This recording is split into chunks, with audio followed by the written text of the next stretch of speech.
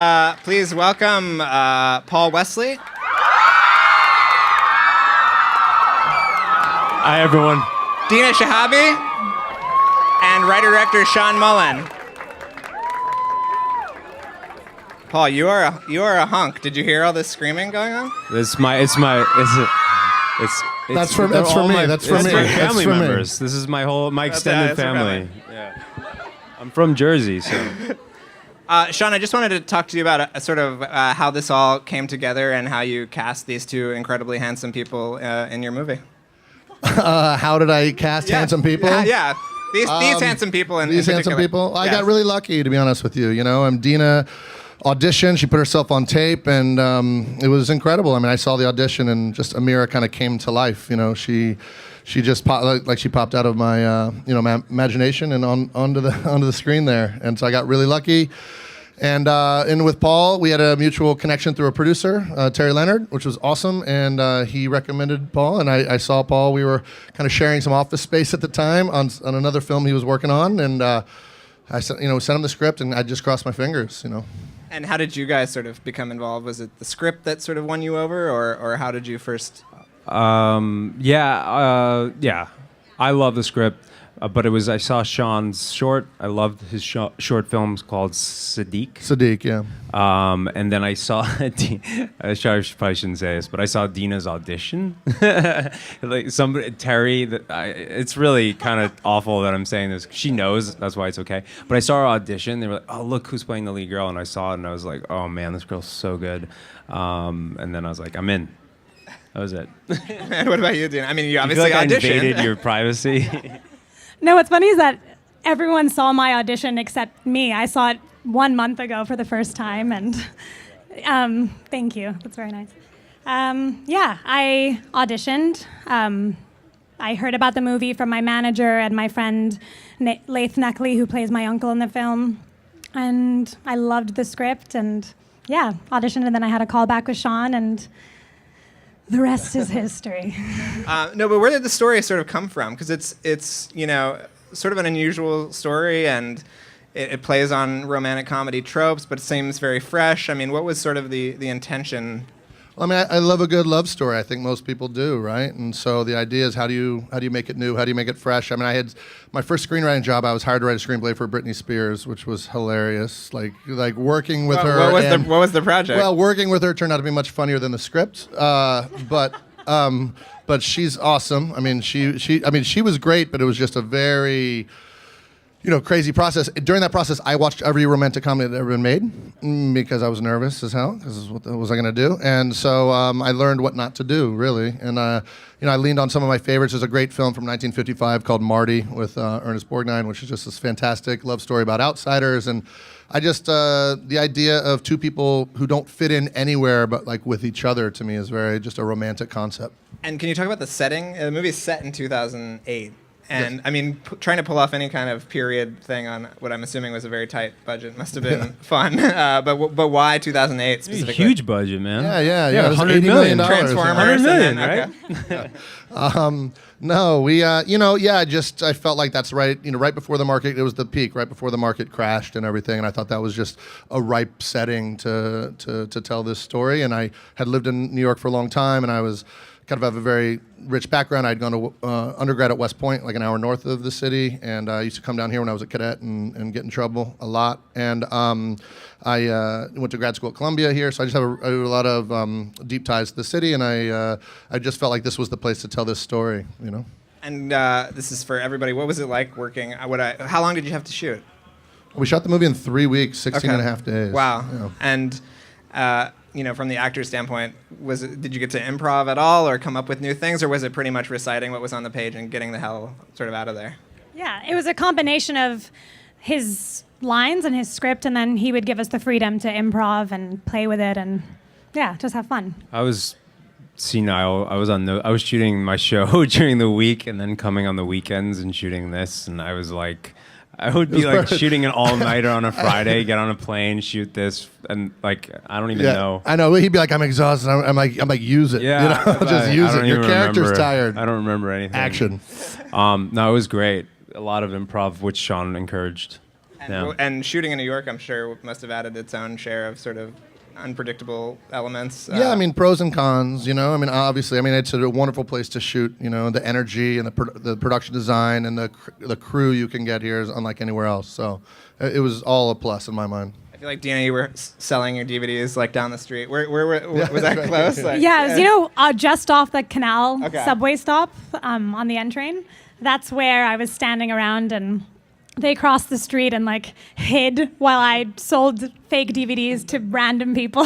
How did you come up with the little? I love the little sort of synopses you give each movie. Did you sort of come up with that? No, I mean, that was mostly in the script, but I think some of it was... Some of it I made up on the spot because I'd watched all those movies. Right. I just thought it was Did you hilarious. have any There's- weird reactions from like people that were Well, like yeah, strangers?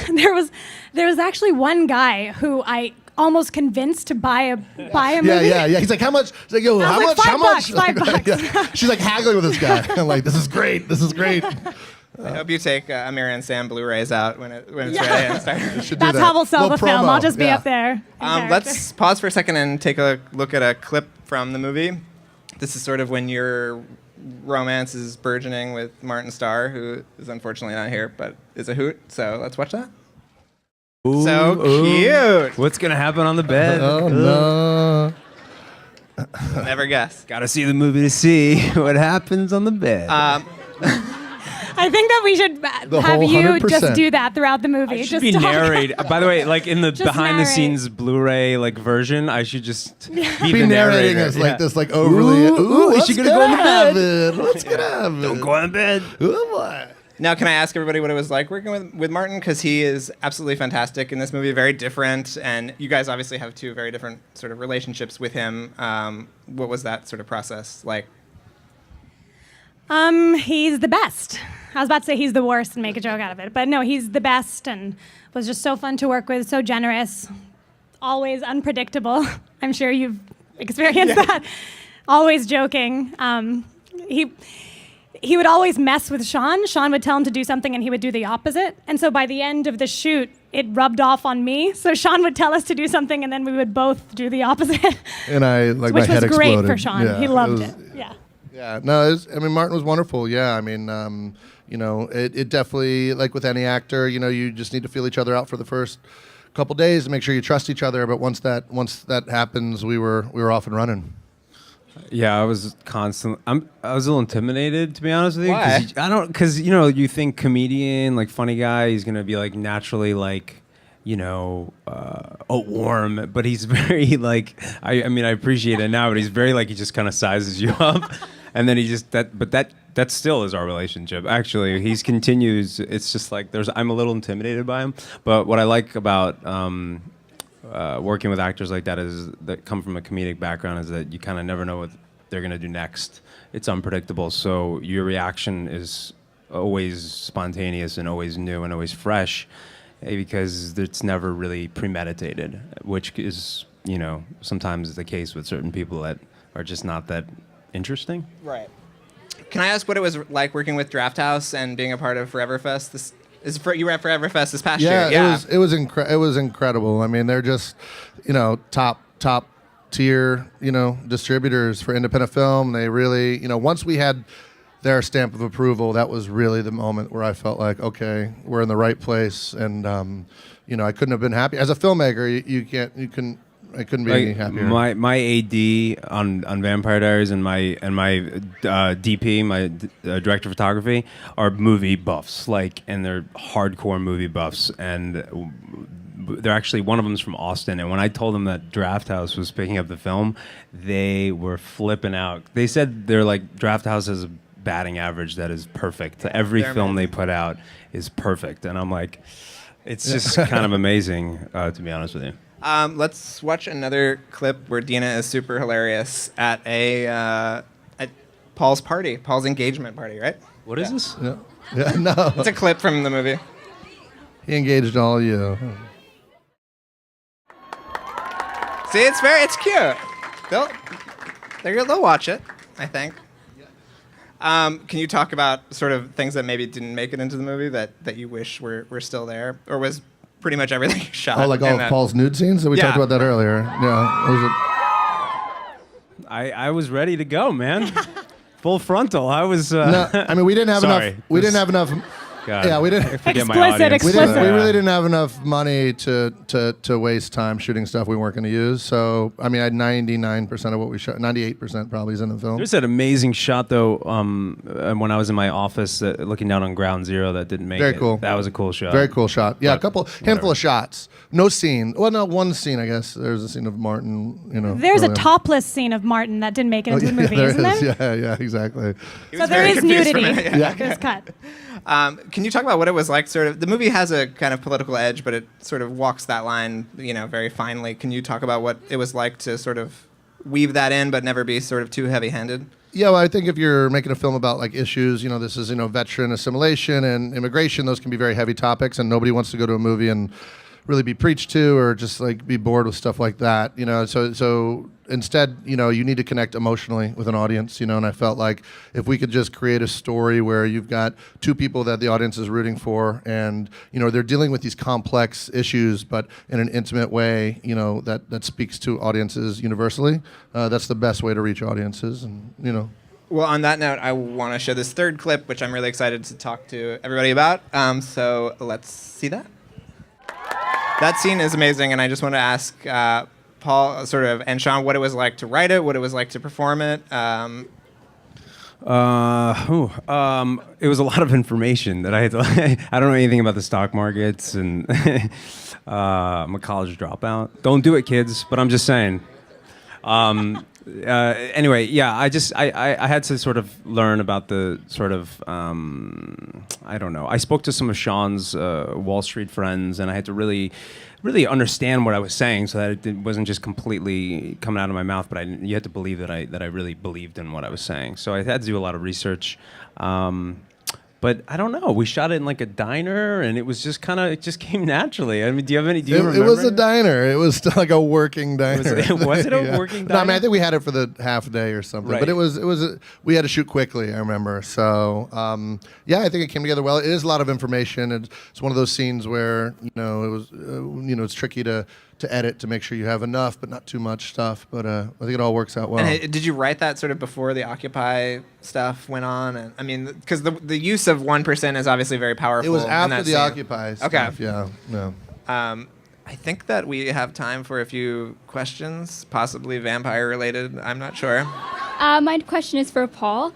So you're mainly known for being an actor, but you've been recently dabbling with directing, like on The Vampire Diaries. So I was just wondering if your experience as an actor has kind of helped you with directing in any way? Yeah. Well, first of all, thank you for giving me the opportunity to plug my episode. It airs on Thursday. We're out of here. Directed by your very own, yours truly.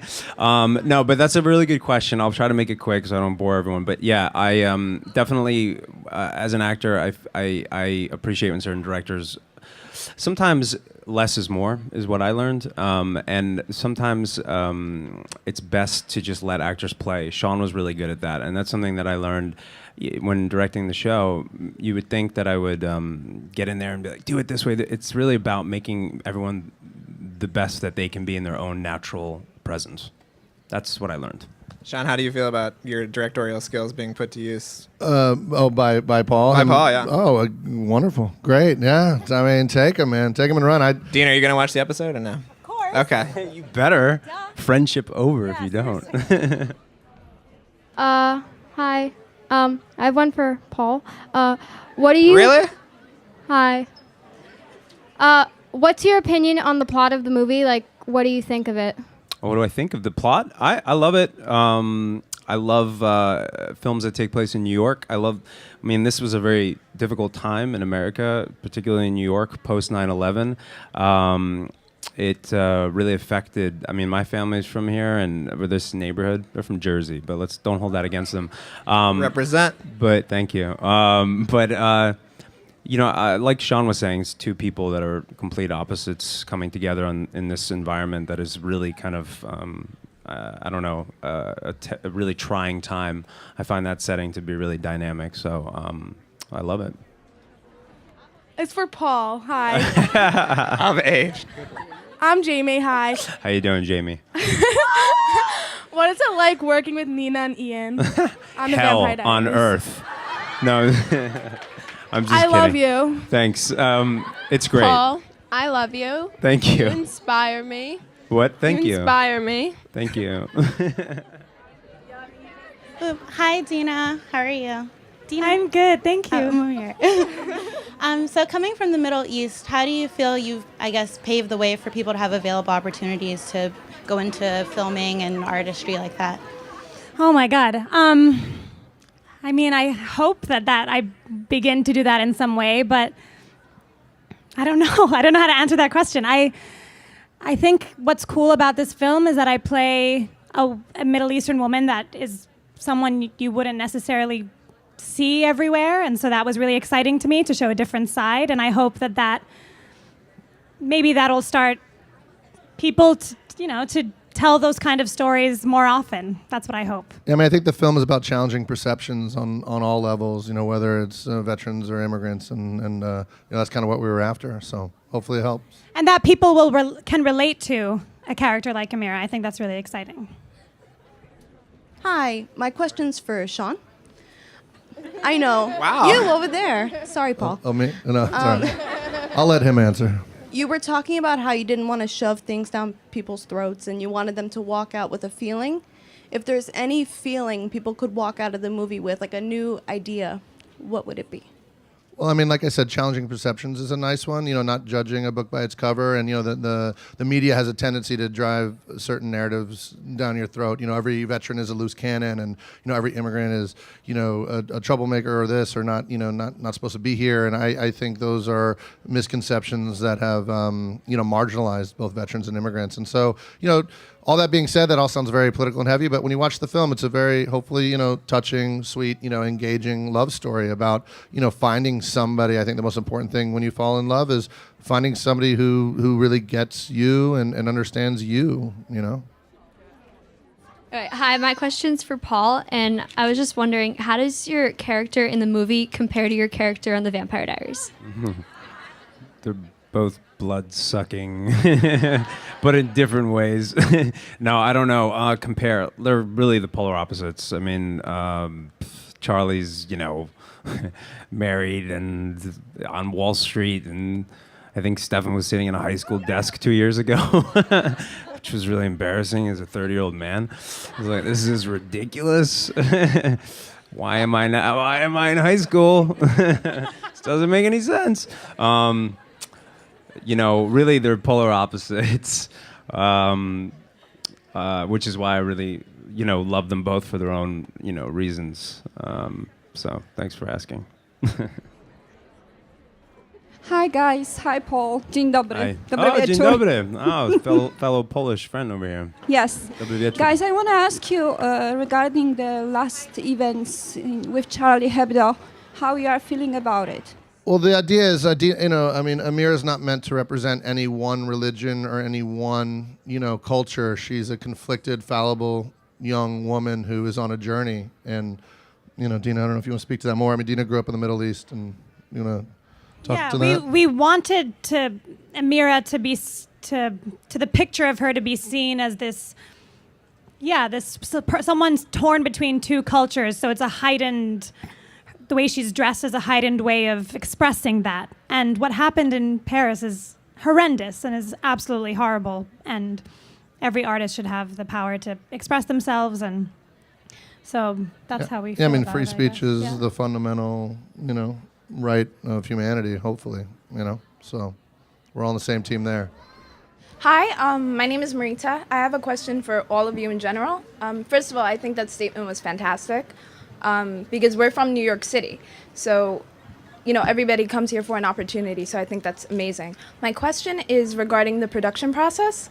In terms of editing, I'm just curious as to what system you guys used and if other people played a part in it. Like if you guys may have played a part in the editing process, just out of curiosity. I mean, Paul cut the movie on his laptop, right? No. Did you use iMovie? Apple.